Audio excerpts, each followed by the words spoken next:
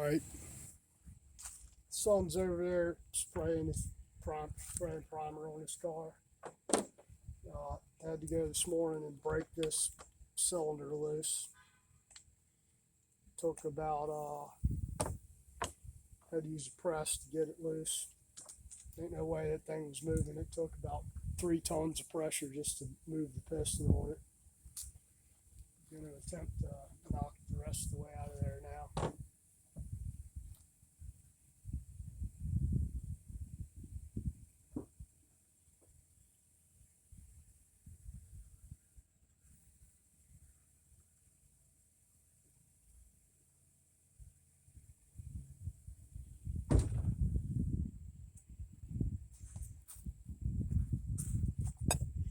Use my big damn pry bar here.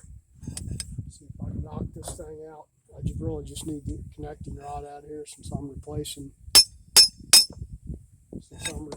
everything else.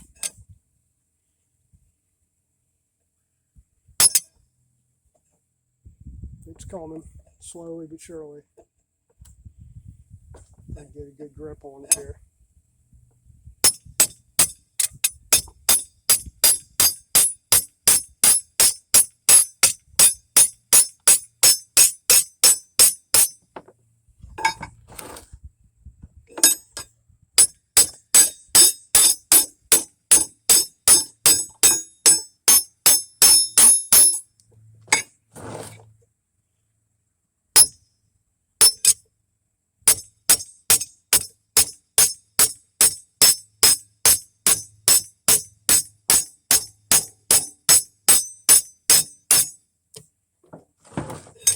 I think I can.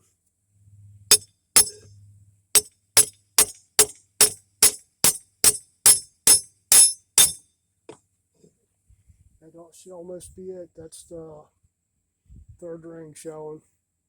Got 2 more.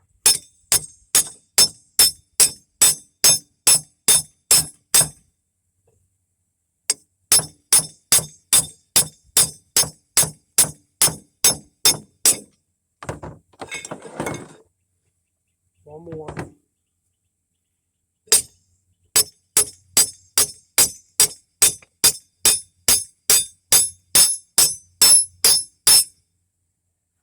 A little bit more. Come on, man. Come on.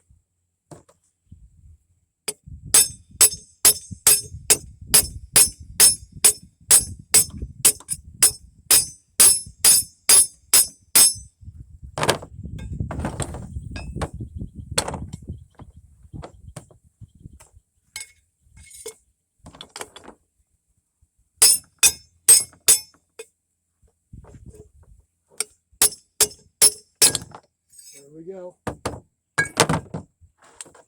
See what we got here. Oh yeah.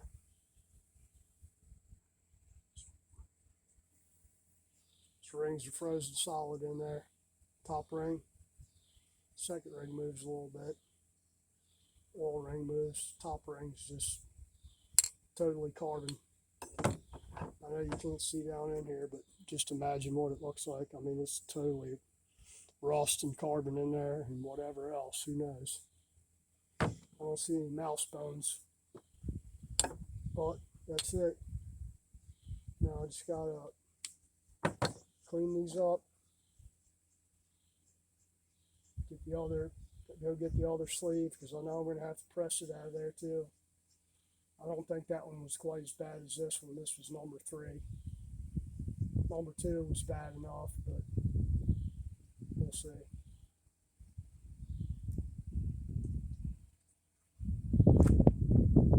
That's just from supposedly sitting up in the barn. I think those rings were top rings just totally locked in place.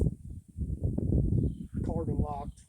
I guarantee you right now, I'm not doing it, but if you take that top ring out and look behind it, they probably ain't got no ring clearance left as far as land depth. Even if you cleaned it, it really ain't worth it. I can tell you that piston's distorted. You got the ring lands are probably distorted. Carbon behind the rings. Even if you did break it loose, it wouldn't have lasted for very long. It would have locked up tight again. what, that's about it right there. Fit the other, clean them rods up real good. Fit the other pistons on there, fit the rings, and slap her together, and we should be good to go. Ain't no way that thing was coming out of there rocking it back and forth no matter how much you hit it. Alright, that's about it. Hopefully you can see that, because I can't see nothing out here really. Alright, thanks. 1951 Farmall Super A. Been sitting for at least 20 years in a barn supposedly. Might have been in a barn. It was pretty clean. If it did, it was pretty damn wet in there, because that's pretty bad just from condensation.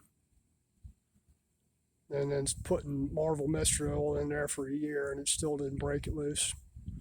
The only thing that broke it loose was when I took it out, took all the rod bolts loose, and luckily them two pistons that were really stuck, the sleeves came out with them.